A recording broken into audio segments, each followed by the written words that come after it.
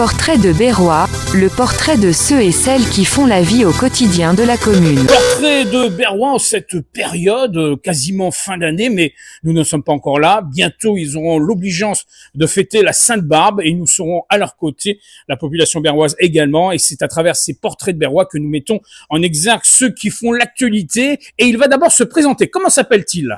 Bonjour, moi c'est Léo Goncalves Philippe. Voilà, alors Léo, une chose essentielle, bien entendu, on est dans l'antre des sapeurs-pompiers, ici à la caserne, on en parlera dans quelques instants, mais si tu es à nos côtés, si on est avec toi, si on fait un portrait de toi, c'est qu'il y a une bonne raison, c'est qu'il y a quelque chose qui s'est passé en cette année 2025, très important. Alors qu'est-ce que c'est ? Et du coup, j'ai été champion départemental des sapeurs-pompiers au niveau du padel. Voilà. Pas sur l'eau. Voilà, c'est ça. Il faut bien expliquer.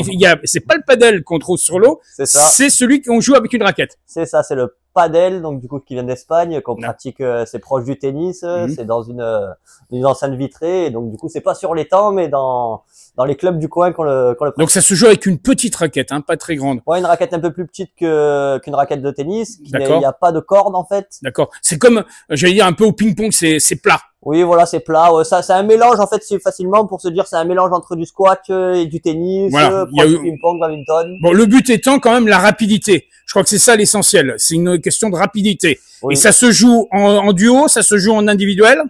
On peut s'entraîner en individuel, mais les compétitions, c'est simplement en duo. Donc, c'est en 2 contre 2, et c'est vrai que l'explosivité, la vitesse, et la puissance de l'épaule, parce que ça vient de la force, elle vient d'ici. D'accord. Et ben c'est une phase très importante de ce sport. Alors on avait eu Robin il y a quelques semaines en arrière, Robin qui a été champion au niveau de la corde, et ceci aux forces de ses muscles et de ses bras. On peut dire que le parcours sportif est quasiment similaire. Tu es obligé de t'entraîner en permanence. Ouais, je m'entraîne, on va dire pas loin du 8 à 10 heures par semaine quand même. D'accord. Pour garder un bon petit niveau.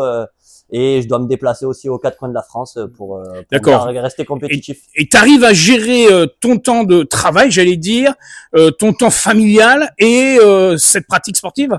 Bon, mon temps de travail, on va dire, on a des grosses périodes de travail parce que c'est par 24 heures, mais ce qui me fait pas mal de jours de repos aussi. D'accord. Donc ça me permet de cumuler, ça te permet d'avoir. Ça me permet de pouvoir le faire et de gérer. En fait, ouais, c'est un planning qui est chargé. On s'organise quotidiennement pour le gérer au mieux, pour pas délaisser la famille, pour être toujours compétitif et pour derrière aussi être présent et en bonne forme dans le travail. Ouais, combien d'années de pratique à ton actif? Alors le padel, en fait, c'est en France, c'est hyper récent, mais moi j'ai commencé à jouer pendant le Covid. D'accord, donc c'était en 2020. Vers le 2020, ouais. Il y a 5 ans. Il y a 5 ans que je fais de la vraie compétition dans ce sport-là, quoi.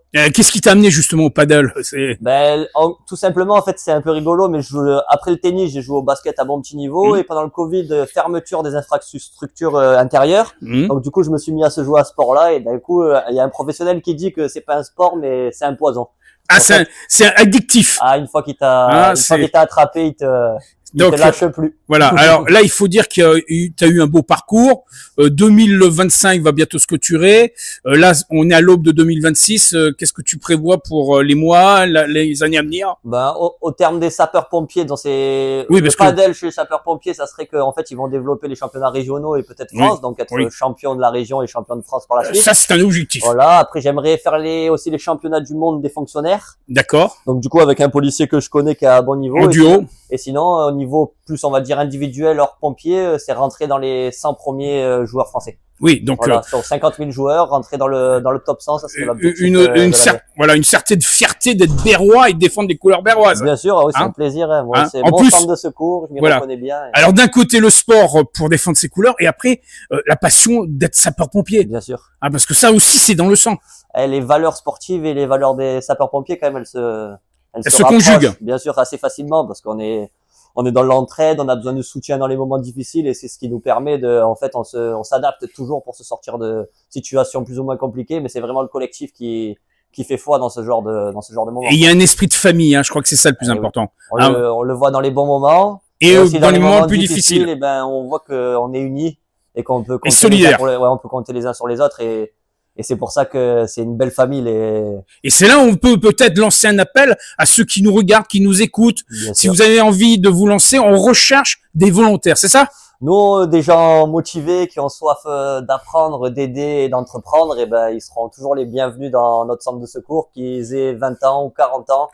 eh ben, on est ouvert à les recevoir, à les former. Il faut arriver à se dégager un petit peu de temps. Et oui. Mais derrière, ça peut être c'est un engagement citoyen qui est très exemplaire fort et qui vaut le coup. D'accord. On précise bien qu'il y a aussi les plus jeunes avec les JSP. Hein. Il y a une école de JSP à Berre. Et ouais, les jeunes sapeurs-pompiers berrois. Ça commence à quel âge encore? On peut rappeler Alors les JSP, la première année, en fait, on les suit, on va dire de 13 ans jusqu'à quasi 17 ans, 18 ans. En fait, ça les bosse, c'est bien, ça leur incule des valeurs, l'école de la vie. Ça leur fait aussi, il y a le sport beaucoup dans les JSP, la rigueur, on leur fait des manœuvres incendies. En fait, c'est une bonne école pour eux, ça leur permet que... C'est une école de la vie. Ah oui, complet. Ça, il y a plein de jeunes enfants qui sont rentrés un peu dans le droit chemin grâce à ça. Ça peut déclencher une passion. Nous, on est là pour les suivre. Moi, je suis pas formateur. Oui, mais tu accompagnes. Dès que j'ai un petit peu de temps, si je peux les aider un petit peu, c'est super. Il y a des gars qui sont très investis dans la caserne qui fait que ça tourne. Et en plus, ça fonctionne même très bien pour les JSP. Mais là, on revient quand même sur les volontaires. On en avait parlé avec Robin. Il y a des journées où on initie, en tout cas, on propose de venir découvrir le rôle d'être volontaire en tant que sapeur-pompier. Bien sûr, ouais. Même cette année, on a eu l'anniversaire de la caserne. On a pu mettre des ateliers en place, des camions à l'extérieur. Même les portes sont ouvertes, donc même quelqu'un intéressé, il peut avoir des informations. On peut rappeler que la caserne s'implique totalement dans la vie locale. Il y a quelques jours, c'était Octobre Rose. Oui, bien sûr. Il y a eu une bel événement pour Octobre Rose. On suit tous les événements du quotidien et on accompagne.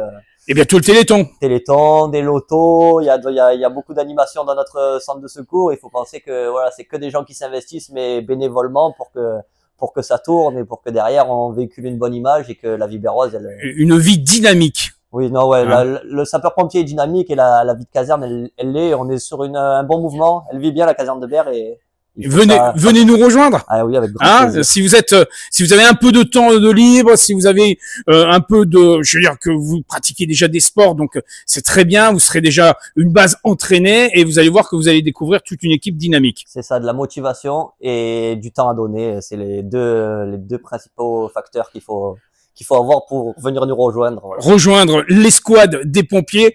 Être fier d'être berrois, je crois que ça aussi c'était une belle ville, belle caserne. Et en 2025, plus que jamais, on aime Berre. Eh oui.